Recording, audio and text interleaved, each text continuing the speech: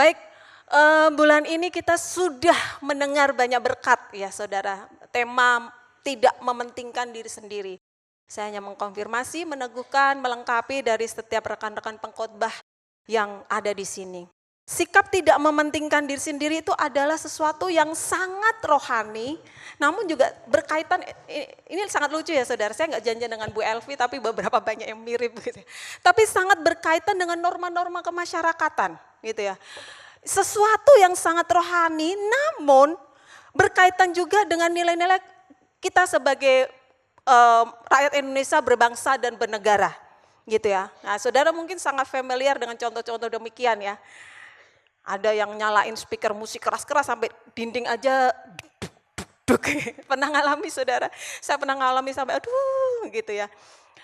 Atau mungkin di rumah sekitar saudara ada yang sedang mengadakan pesta dan memblokir jalan kita tanpa kasih tahu informasi lebih dahulu gitu ya. Itu sesuatu yang kita sering dengar dan kita sering rasakan gitu ya. Ya saya harap kita nggak jadi bagian di itu gitu ya saudara. Karena gini, yang pasti kalau kita punya sikap tidak mementingkan diri sendiri, pasti kita juga menjadi warga negara yang baik gitu ya. Pasti kita juga bisa menjadi orang yang memiliki norma etika dalam bermasyarakat. Bayangkan kurang lebih 200 orang di sini menjadi warga negara yang baik ya. Menjadi orang yang berdamai di dalam keadaan masyarakat sekitar, mengerti orang Jawanya unggah-ungguhnya, etikanya. Bayangkan kota ini senyaman apa kalau kita bisa lakukan gitu ya. Artinya seseorang yang dewasa secara rohani seharusnya dia juga menjadi warga negara yang baik. Ya, saya ulang. Orang yang dewasa secara rohani, orang yang menghidupi nilai-nilai kekristenan seharusnya menjadi seorang warga negara yang baik. Ya. Tanpa diatur polisi, kita bisa stop dengan baik. Tanpa kita dirazia, kita membayar pajak motor, mobil dengan baik. Ya. Karena kita nggak mementingkan diri sendiri gitu. Karena uang itu untuk negara juga gitu ya. Jadi kita harus terbiasa dengan bagian ini gitu saudara ya. Mengapa sesuatu itu sangat rohani? Mengapa sikap tidak mementingkan diri sendiri itu sesuatu yang sangat rohani? Karena kekristenan bisa ada, kita nikmati, ada seseorang pribadi yang tidak mementingkan diri sendiri. Pondasi awal kita hidup sekarang ini meyakini Tuhan, hidup dalam kemenangan dan anugerahnya dan semuanya itu, pondasinya awal adalah ada seseorang yang mati untuk kita. Ada seseorang yang tidak mementingkan dirinya sendiri. Ya, Markus 10 ayat 45 saya ambil di versi mudah dibaca. Sama halnya seperti anak manusia, ia tidak datang supaya orang lain melayaninya, melainkan anak manusia datang untuk melayani orang lain dan memberikan hidupnya menyelamatkan banyak orang. Kalau pondasi awalnya aja adalah Tuhan Yesus yang mau melakukan sesuatu untuk kita semua, bahkan untuk manusia di bumi ini, ya harusnya kita berdiri di atas pondasi itu. Karena kita terbangun dengan pondasi itu, saudara. Saudara bisa membayangkan rumah kalau temboknya nggak ngikutin pondasi yang ada. Bisa sih berdiri, tapi suatu kali dia hancur. Bisa sih berdiri, tapi dia akan rapuh. Bisa sih berdiri, tapi dia nggak kuat. Ya saya balik. Bisa kita hidup ber-KTP Kristen Protestan gitu ya. Kita hidup meyakini Yesus sebagai Tuhan dan Juru Selamat, bisa. Tapi pondasinya kita selalu gak sama dengan Yesus kita, kebenarannya itu. Kita mungkin hidup, tapi kita rapuh. Kita gak kuat, kita gampang jatuh. Kita gak punya sesuatu untuk bisa dibagikan ke orang. Karena pondasinya gak diikutin. Ya, itu adalah sesuatu yang kita bisa umpamakan gitu ya saudara. Kita nggak punya kuasa di dalamnya, yang tadi yang di dalam lagu itu ya. kemerdekaan yang kebenaran yang memerdekakan. Itu ada kuasa. Dan kita nggak akan ngalami, kok bisa ya Bapak Yohanes itu bisa kayak gitu, kok aku nggak bisa. Pikirkan baik-baik, mungkin kita nggak dibangun dengan pondasi yang sama, yang dari mana Tuhan sudah berikan pondasi itu. Gitu ya.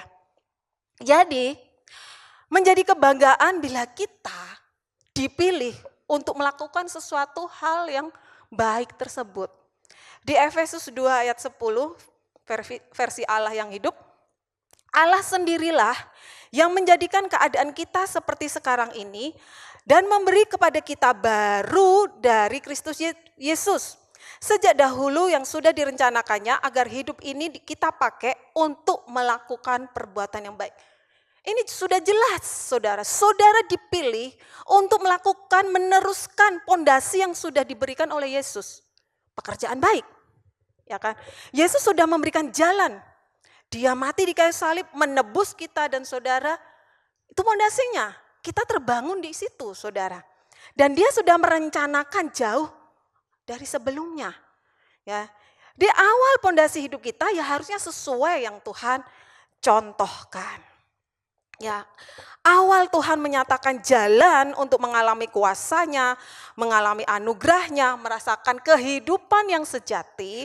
Berarti dengan cara salah satunya adalah tidak mementingkan diri sendiri. Salah satu cara untuk kita membangun pondasi sesuai dengan Tuhan inginkan dengan tidak mementingkan diri sendiri. Tema tidak mementingkan diri sendiri ini akan bersinggungan dengan beberapa tipe.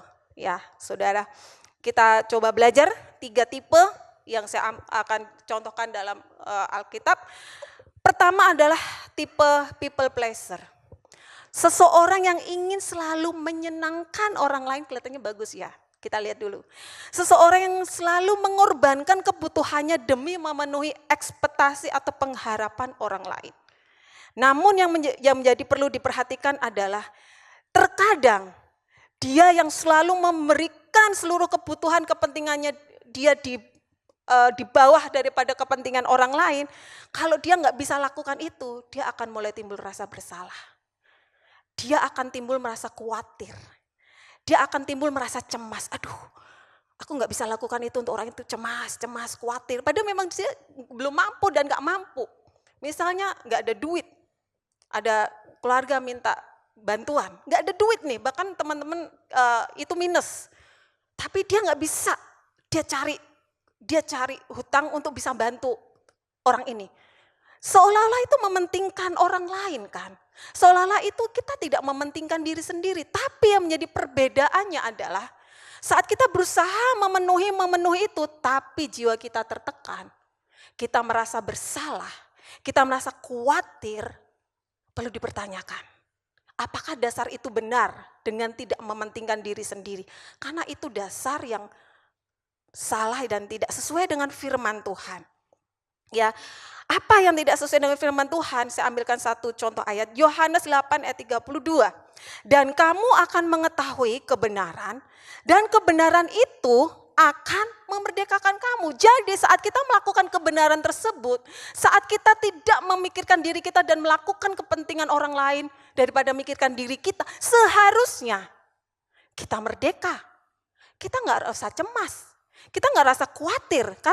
Kata merdeka dalam bahasa Yunani itu adalah euteros. Artinya tidak terikat kewajiban. Jadi kalau saudara berkorban pun itu sebenarnya nggak wajib. Tapi saudara lakukan dengan bebas dan merdeka. Bukan takut. Bukan karena cemas. Takut apa? Takut tertolak. Takut dinilai nggak mampu. Takut dinilai nggak bestie. Ya, takut dinilai nggak setia kawan. Anak-anak muda, jangan karena berpikir ingin mementingkan teman daripada diri sendiri sampai rela nggak istirahat, begadang tengah malam karena diajak mabar dengan temennya yang rasa itu bestinya. Itu sesuatu yang salah, gitu ya. Di 2 Korintus 3 ayat 17, sebab Tuhan adalah roh, di mana ada roh Allah, di situ ada kemerdekaan. Seseorang yang melakukan kebenaran artinya dia dipimpin oleh roh. dipimpin oleh kuasa roh. Sehingga roh Tuhan itu yang mampu melakukan segala sesuatunya dengan sukacita, dengan kenikmatan, dengan sesuatu yang terpuaskan tanpa rasa karena takut tertolak, takut gak dianggap, takut gak diterima. Ya, contoh dalam Alkitab adalah Pontius Pilatus. Pontius Pilatus tahu bahwa Tuhan itu gak ada salahnya. Tuhan gak ada yang bisa dijadikan alasan untuk diadili. Ya, di Matius 27 ayat 22 sampai 23. Kata Pilatus kepada mereka, "Jika begitu, apakah yang harus kuperbuat dengan Yesus yang disebut Kristus?" Mereka semua berseru, "Ia harus disalibkan," katanya. Tetapi kejahatan apa yang telah dilakukannya? Namun mereka makin keras berkata, "Ia harus disalibkan." Ayat 24, ketika Pilatus melihat bahwa segala sesuatu akan sia-sia, malah sudah mulai timbul kekacauan, ia mengambil air dan membasuh tangannya di hadapan orang banyak dan berkata, "Aku tidak bersalah terhadap darah ini. Ini urusan kamu sendiri." Pontius Pilatus takut ada kerusuhan, ada demo. Karena banyak orang sudah mulai salibkan dia, salibkan dia. Dan Pontius Pilatus ingin menyenangkan keadaan supaya nggak ada huru hara. Ya udah sudah, biar nggak ada huru hara. Ya, dan itu membuat Yesus akhirnya diadili, gitu ya. Meskipun itu semua penggenapan terjadi ya, kita nggak boleh itu langsung menyalahkan Pontius Pilatus ya. Tapi ini saya ambil dari tipe bagaimana dia ingin menyenangkan orang lain. Salah dengan cara seperti itu. Tidak mementingkan diri sendiri bukan berarti tidak berani berkata tidak dan mengatakan kebenaran karena takut ditolak. Karena gara-gara mementingkan orang lain, iya, meskipun kita tahu itu salah. Itu sudah berbeda dengan yang dimaksud gitu ya. Prioritaskan Tuhan terhadap dasar semua keputusan tersebut. Kalau kita melakukan, memberikan kepentingan orang lain di atas kepentingan kita pun, dasarnya bukan menyelamatkan kita dari penilaian orang. Bukan menyelamatkan kita dari penolakan, bukan. Dasarnya tetap Tuhan. Dasarnya tetap menyenangkan hati Tuhan. Ya, gara-gara nggak enak dengan teman circle-nya anak-anak muda, hang out sampai tengah malam, setengah 1, jam 2, padahal tahu besok pelayanan, padahal tahu besok ibadah pagi-pagi.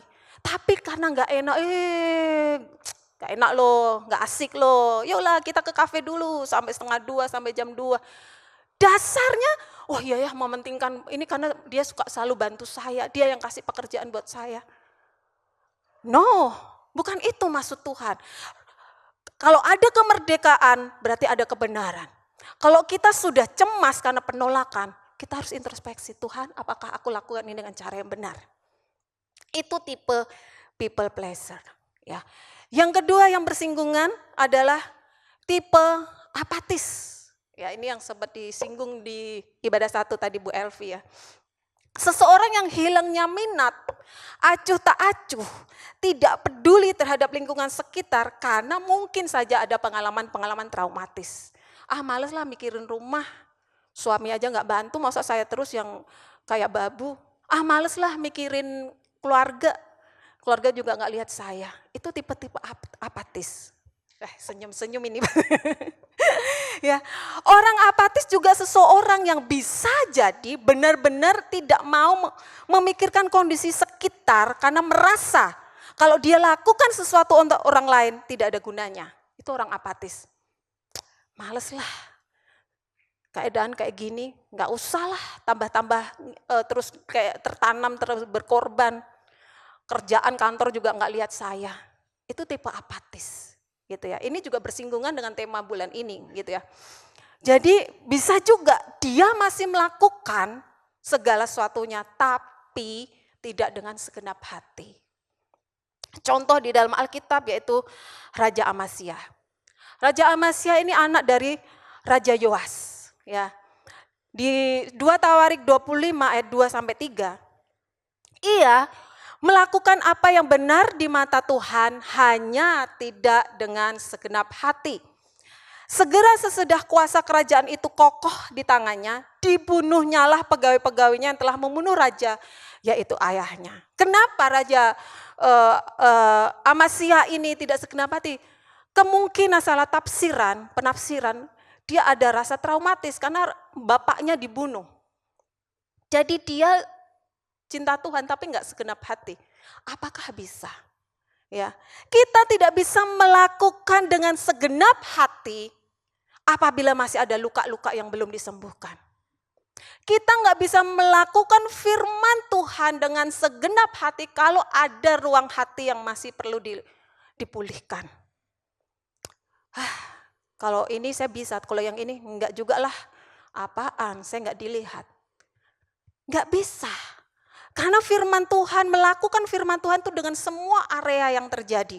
Ya, kita enggak bisa mengkotak-kotakan, saya bisa melakukan firman yang ini, tapi saya enggak bisa melakukan firman ini. Itu artinya enggak segenap hati. Mungkin juga banyak orang Kristen datang beribadah, tapi dia kotak-kotakan, yang ini saya enggak mau lakukan dulu, yang ini saya bisa lakukan. Ini contoh orang yang apatis. Kemungkinan ada luka-luka yang belum disembuhkan. Ada trauma-trauma yang belum disembuhkan, gitu ya. Kenapa saya harus melakukan banyak hal dengan suami saya? Suami saya nggak bertanggung jawab. Saya bisa lakukan banyak hal untuk anak saya, tapi suami saya no way.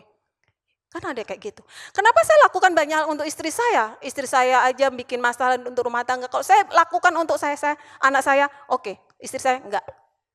Itu bisa terjadi dengan orang-orang yang apatis. Dia bisa melakukan sesuatu untuk orang yang ini, tapi dia nggak akan lakukan untuk hal yang ini. Dia bisa all out di area yang ini, tapi di area ini dia tutup mata. Ya, contoh tokoh selanjutnya itu Yunus. Yunus juga seseorang yang apatis, padahal dia nabi. Tapi dia sangat apatis dengan kota Niniwe. Dia merasa Niniwe nggak perlu dipertobatkan lah. Ngapain sih saya repot-repot ke sana? Makanya dia pergi ke Spanyol, ke Tarsis. Ya.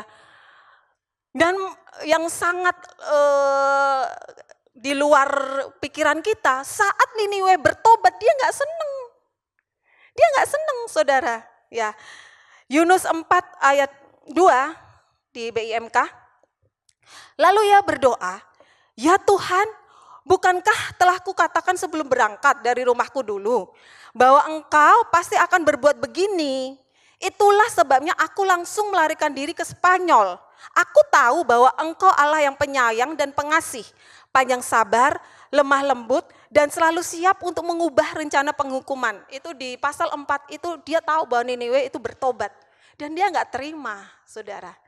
Kan aneh gitu ya. Artinya apa? Sangat mengagetkan. Sikap apatis bisa menutup kepekaan kita akan pertobatan terhadap jiwa-jiwa. Sikap apatis menutup mata rohani kita untuk kita nggak bisa memiliki belas kasihan terhadap jiwa-jiwa karena kita terlalu apatis. Bisa nggak ya suamiku berubah? Biar sudah keselamatan sendiri. Malas berdoa lagi. Itu apatis.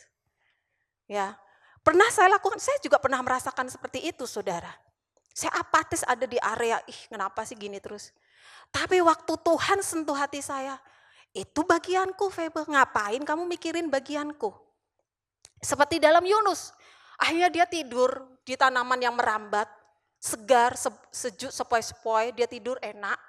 Besoknya ada ulat, terus mati pohon itu. Terus dia ngamuk, Tuhan kenapa pohon ini mati? Kenapa ini Tuhan binasakan?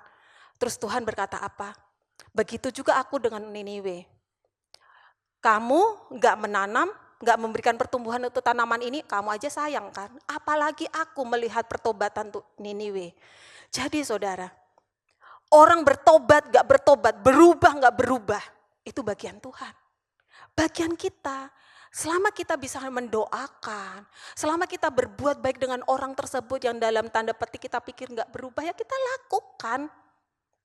Itu yang terjadi bertahun-tahun saya dengan orang tua saya sudah almarhum. Karena saya apatis, kapan? Tapi saya selalu sampai titik beliau dipanggil Tuhan, saya doakan. Ya kita nggak tahu, bagian kita hanya begitu saja, saudara. Apa ada saudara apatis dengan saudara sepupu, keluarga, mertua, suami, istri? Mari, itu bukan bagian kita. Kita tetap lakukan bagian kita untuk taruh doa, taruh berbuat baik terhadap mereka. Saat melakukan sesuatu untuk orang lain, menaruh kepentingan diri kita untuk orang lain, bukan berarti kita punya hak untuk mengendalikan orang tersebut bisa berubah. Karena itu bagian Tuhan.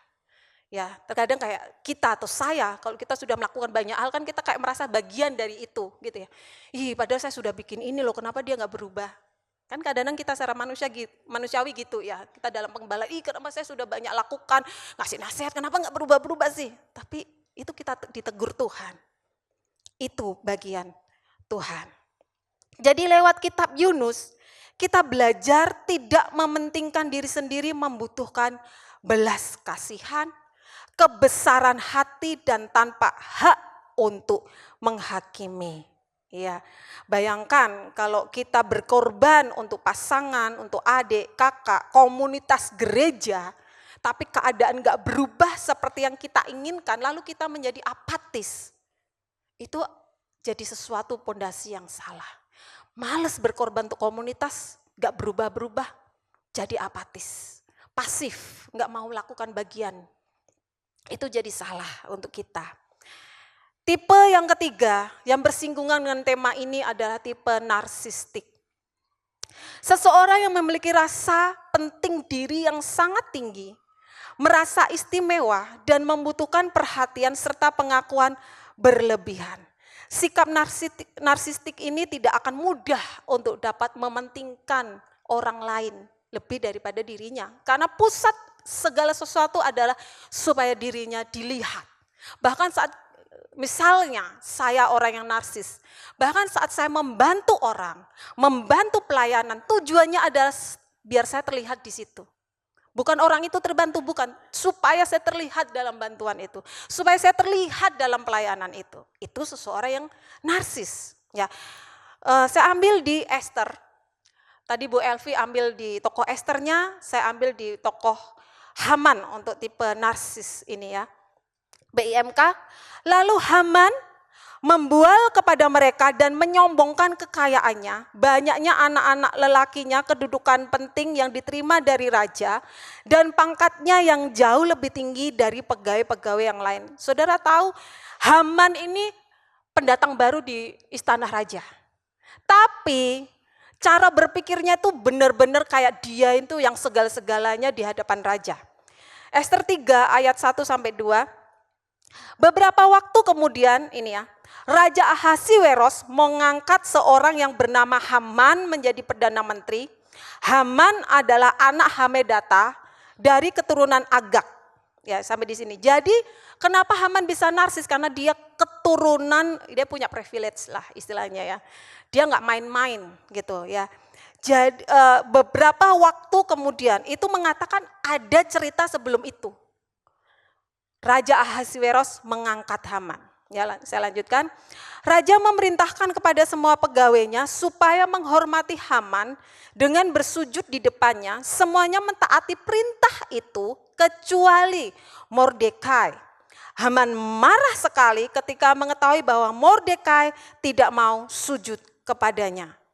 Nah, jadi Haman terlalu sakit hati hanya karena ada satu orang gak menghargai dia.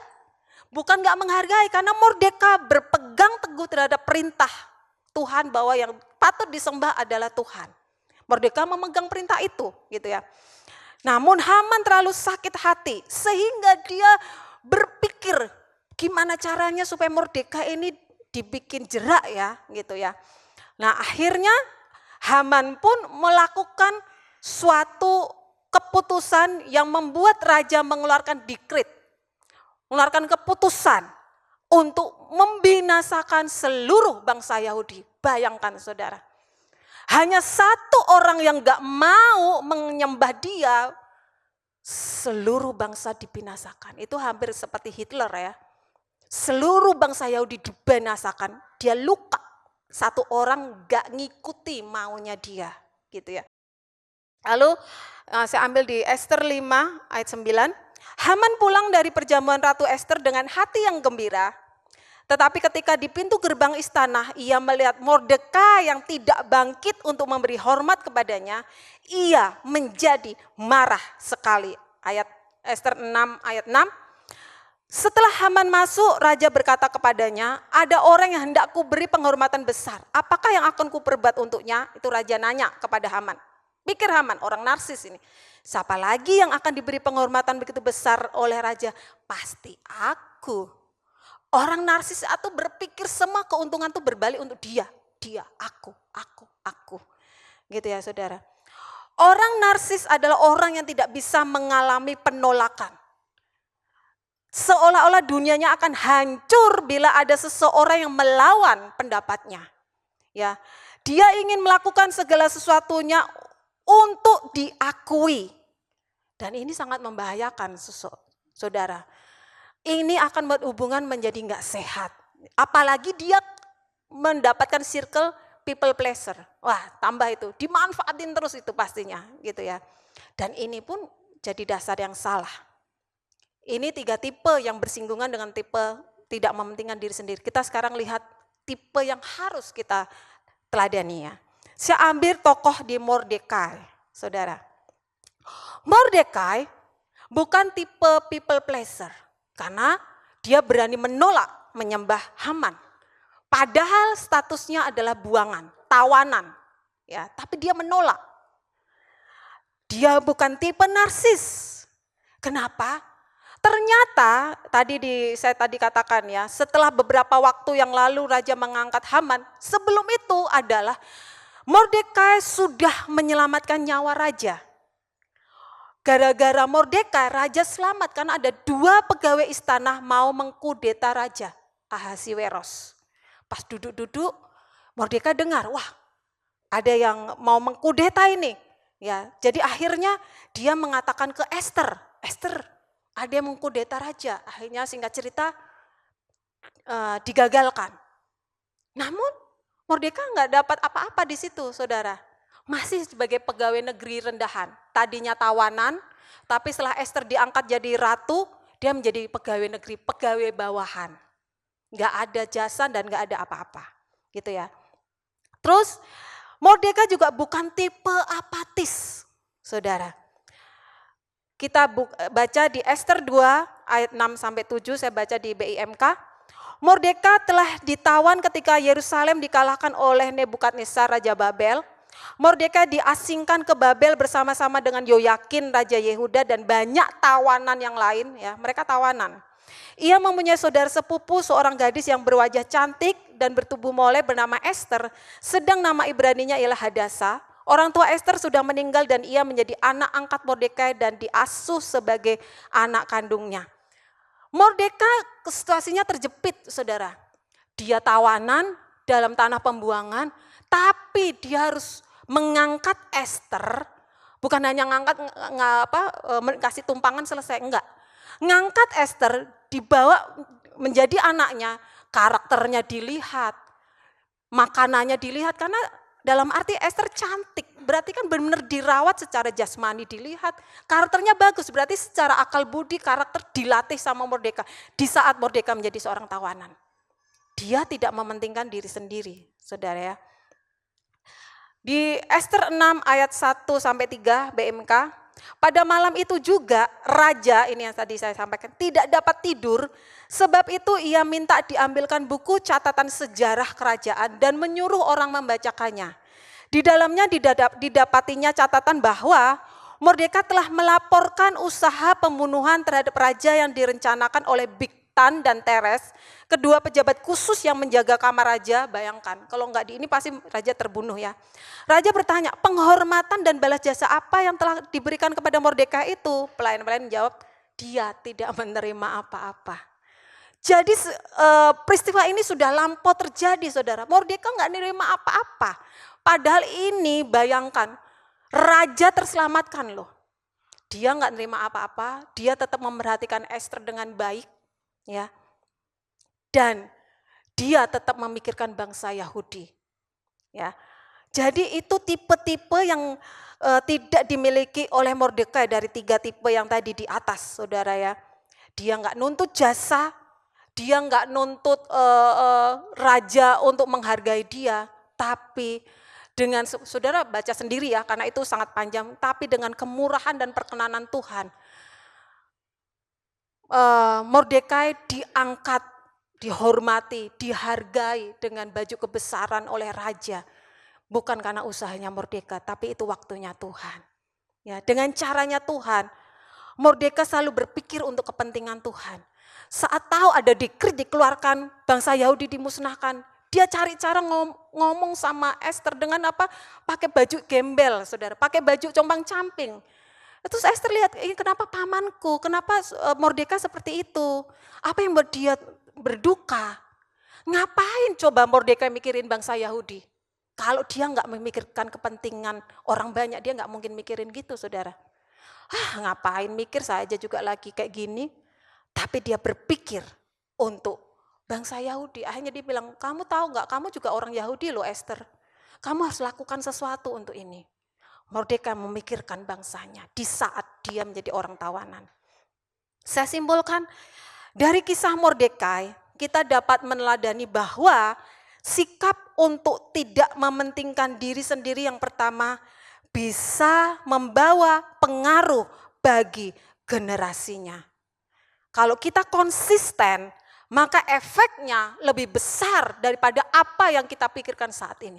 Saudara konsisten ngajarin anak, saudara konsisten memiliki kualitas waktu untuk anak, saudara konsisten ngasih tahu Tuhan itu baik, Tuhan itu juru selamat, ke sekolah minggu konsisten. Kita nggak mikirkan diri kita untuk nyaman, tapi kita mikirkan anak-anak kita, efeknya lebih besar daripada apa yang kita pikirkan. Saat kita menabur sesuatu yang baik, nggak mungkin kita menuai yang buruk gitu ya. Kalau kita menginvestasikan sesuatu yang baik dan konsisten, pasti efeknya lebih jauh daripada apa yang kita pikirkan. Mordekai nggak tahu ternyata saat dia merawat Esther, efeknya jauh lebih besar daripada apa yang dia pikirkan. Coba bayangkan kalau Mordekai hitung-hitungan. Ya, ada saudara kan kalau sering dengar di luar sana, kalau menumpang ke rumah saudara malah jadikan pembantu, ngurus ini, ngurus itu, dimanfaatin. Ya, saya dengar di luar sana suka gitu ya. Kalau ada keluarga numpang malah dimanfaatin sebagai pembantu. Mordekai enggak, saudara. Jadi anak, bayangkan. Tapi ternyata efeknya jauh lebih besar daripada yang dia lakukan dari awal. Yang kedua, seseorang yang tidak memikirkan diri sendiri bisa melahirkan hikmat-hikmat Allah. Bisa membawa solusi, bisa membawa jalan keluar, karunia hikmat dan terobosan bisa terjadi lewat dirinya. Mordekai punya hikmat ngomong ke Esther waktu raja mau dibunuh. Mordekai punya hikmat berduka supaya Esther melihat dan dia ngomong, kamu orang Yahudi loh. Ya ini ya di Esther 4 ayat 14. Orang Yahudi pasti akan mendapat pertolongan dengan cara bagaimanapun juga sehingga mereka selamat.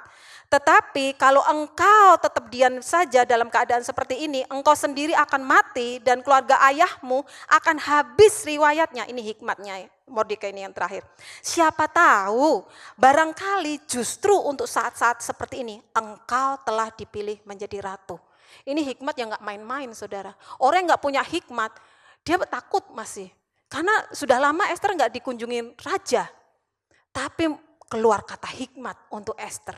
Dan kata hikmat itu selalu membangkitkan iman. Esther jadi bangkit imannya, ya udah kamu doa puasa ya dan sebagainya. Sudah bisa baca terusannya. Hikmat-hikmat Mordekai bisa terjadi karena dia gak pernah mikirkan diri sendiri. Keuntungannya dia gak dipikir untuk dirinya sendiri. Karena karunia Roh Kudus itu untuk diperlengkapi supaya membangun tubuh Kristus. Kalau sudah punya karunia apapun itu yang tadi di ibadah pagi disampaikan, itu akan muncul kalau bukan kita pikirkan untuk diri kita sendiri, tapi untuk orang lain. Yang ketiga, seseorang yang tidak mementingkan diri sendiri bisa bertahan dalam kondisi sesulit apapun karena kelimpahan adalah apa yang di dalam, bukan apa yang di luar. Saya merenung saudara, kok bisa ya Mordekai bertahan gitu ya, bertahan gak sakit hati, bertahan gak cemburu, bertahan bisa ngurus Esther.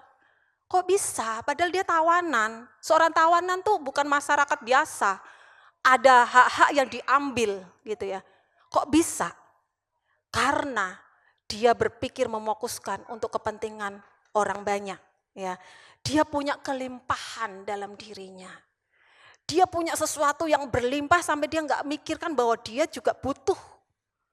Tapi dia pikir bahwa aku sudah cukup merasakan kebaikan. Aku sudah cukup merasakan kemurahan Tuhan.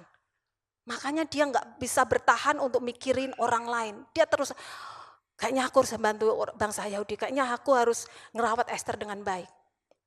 Nah, jadi saudara, apakah kita sebagai orang tua lebih memikirkan hal-hal yang penting daripada menginvestasikan untuk anak?